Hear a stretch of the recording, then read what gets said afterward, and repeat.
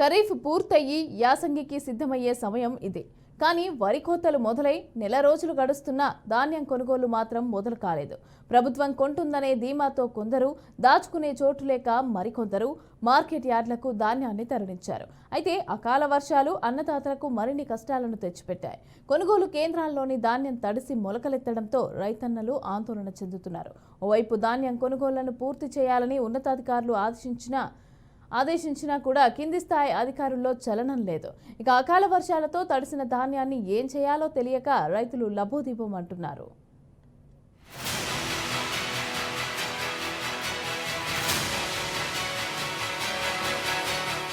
ఆదిలాబాద్ జిల్లాలో ధాన్యం సేకరణ లక్ష్యం నెలాఖరులోగా పూర్తయ్యేలా కనిపించడం లేదు. కొనుగోలు కేంద్రాలు ప్రారంభించి నెల రోజులు గడుస్తుండగా ఇప్పటి వరకు సగమే సేకరించారు. కొనుగోలు కేంద్రాల్లో ధాన్యం నిల్వలు పేరుకుపోయాయి. మరోవైపు గత 10 రోజులుగా అకాల వర్షాలు వెంటాడుతున్నాయి. జిల్లాలో ఉదయం ఎండలు మండుతూ ఉండగా సాయంత్రం ఏదో ఒక మండలంలో గాలి దుమారం, తేలికపాటి నుంచి మోస్తారు వర్షాలు పడుతూనే ఉన్నాయి. ఇప్పటికే పలుమార్లు అకాల వర్షానికి రైతులు నష్టపోయారు. మరోమారు భారీ వర్షాలు కురిస్తే చేతికొచ్చిన పంట నీటి పాలవుతుందని వాపోతున్నారు. తూకం వేని ధాన్యంతో పాటు బస్తాల్లో నింపి లారీలు రాక వేల క్వింటాల ధాన్యం నిల్వ ఉంచామని చెప్తున్నారు. మంచిర్యాల జిల్లాలోని బెల్లపల్లి నెనెల మండలంలో ఉన్నటువంటి గొల్లపల్లి గ్రామంలో ఉన్నాం. ఇక్కడ మనం చూసుకున్నట్లయితే ఈ వరి పంట మొత్తం నిన్న రాత్రి కురిసిన వర్షానికి మొత్తం తడిసిన పరిస్థితి కనబడుతుంది. మనం చూసుకున్నట్టయితే ఇది మొత్తం మనం చూడొచ్చు. మొత్తం విజువల్స్లో తడిసిన పరిస్థితి కనబడుతుంది. మొత్తం నిన్న కురిసిన వర్షానికి మొత్తం వరి పంట మొత్తం తడిసిన పరిస్థితి కనబడుతుంది.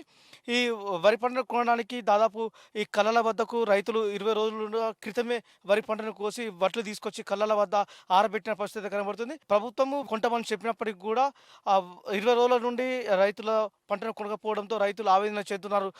అయితే అకాల వర్షాలతో పంట మొత్తం తడిసి ముద్దెత్తిన పరిస్థితి కనబడుతుంది. మనం ఇక్కడ మనం విజువల్స్ చూసుకోవచ్చు. గత కొద్ది రోజులుగా కురుస్తున్న వర్షాలకు వరి నుండి ఆ మొలకలు వచ్చిన పరిస్థితి కనబడుతున్న విజువల్స్ మనం చూడొచ్చు.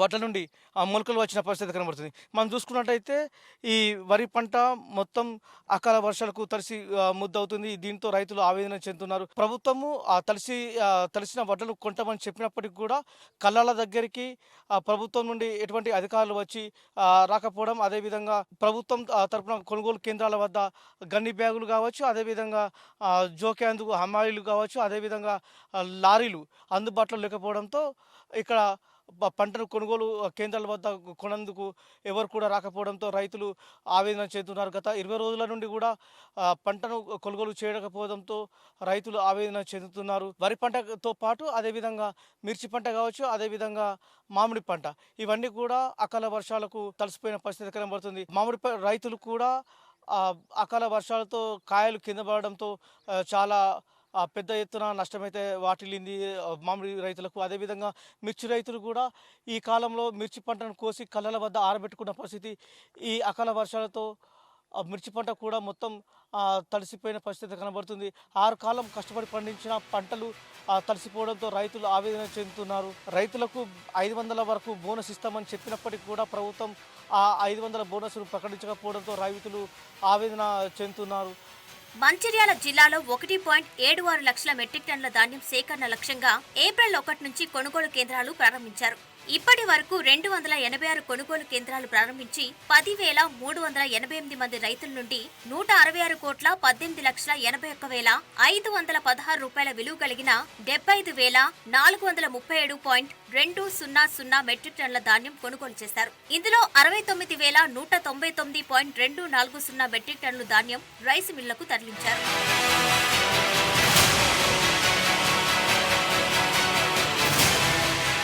జిల్లాలో విస్తీర్ణం, దిగుబడికి అనుగుణంగా ధాన్యం సేకరణ, మిల్లులకు తరలింపునకు అనుగుణంగా 3 సెక్టార్లుగా విభజించారు. సెక్టార్ 1లో జన్నారం, దండేపల్లి, లక్సెట్టిపేట, సెక్టార్ 2లో హాజీపూర్, మంచిర్యాల, నస్పూర్, జైపూర్, మందమర్రి, బెల్లంపల్లి, తాండూర్, భీమిని, సెక్టార్ 3లో కన్నెపల్లి, నెన్నెల, వేమనపల్లి, భీమారం, చెన్నూరు, కోటపల్లి మండలాలు ఉన్నాయి. లారీలు, మిల్లులకు ధాన్యం తరలింపు లక్ష్యం కేటాయించారు. ఇప్పటి వరకు సెక్టార్ 1లో 60 నుంచి 70%, సెక్టార్ 2లో 40 నుంచి 50%, సెక్టార్ 3లో 30 నుంచి 40% ధాన్యం సేకరించారు.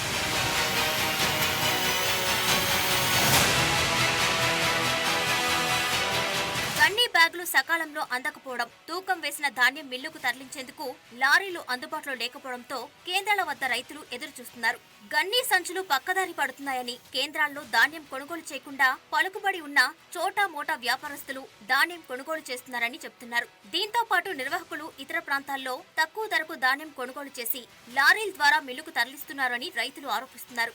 అంతేకాకుండా కేంద్రాలకు కేటాయించిన గన్ని బ్యాగులతో ఇతర ప్రాంతాల్లో తక్కువ ధరకు 1600 నుండి 1800 రూపాయల చొప్పున కొనుగోలు చేస్తున్నారు. కొనుగోలు కేంద్రాల్లో ప్రభుత్వ మద్దతు ధర ఏ గ్రేడ్ రకం 2203 రూపాయలుంటే సాధారణ రకం 2183 రూపాయలతో మిల్లుకు తరలిస్తున్నారు అని వారు ఆరోపిస్తున్నారు. అక్రమంగా ధాన్యం కొనుగోలు చేస్తూ గన్ని సంచులు పక్కదారి పట్టిస్తున్న వారిపై చర్యలు తీసుకోవాలని డిమాండ్ చేస్తున్నారు. అలాగే ట్రాక్టర్ లారీలో లోడ్ పంపిస్తున్న అక్రమార్కులపై కూడా చర్యలు తీసుకోవాలని రైతులు కోరుతున్నారు. దాదాపు 10-20 రోజుల కింద మరి పొలం కోసుకొని వడ్లు కుప్పలు పెట్టుకోవడం జరిగింది.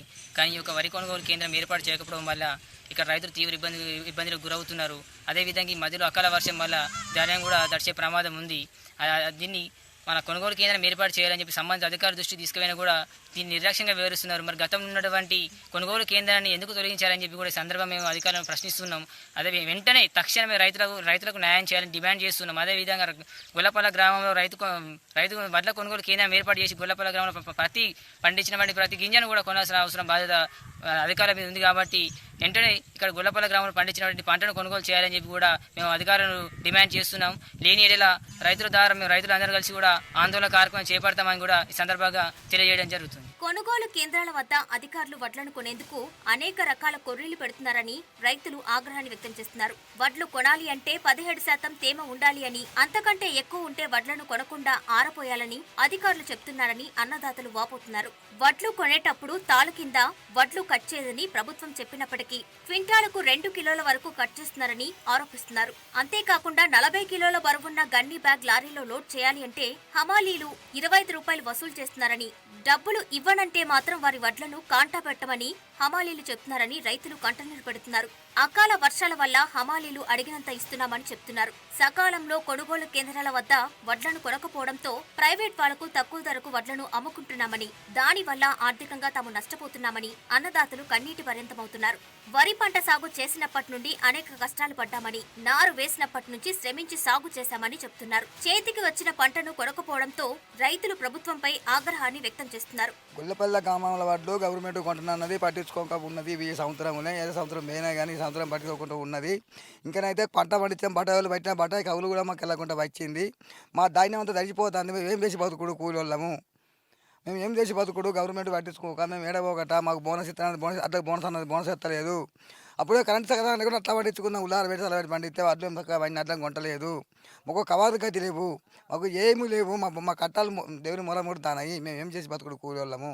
వ్యవసాయానికి ఇంత కట్టం ఎందుకు పెట్టిండు దేవుడు. గవర్నమెంట్ ఇంకా ఎందుకు కొనసాగుతలేదు అట్లను. ఇంక ఇది వరకు పంపుతలు లారీలు పంపుతలే, లారీలు పంపుతలేవు. వాడు వేరే ఇంకా అత్తలేలు. ఇలా బోకరగాలు వాడి మా అడ్డనాన్ని అగ్గో కొంటాన్లు. మేము ఎట్లా బతుకుడు, మేము సహకారం అప్పేం కట్టుడు.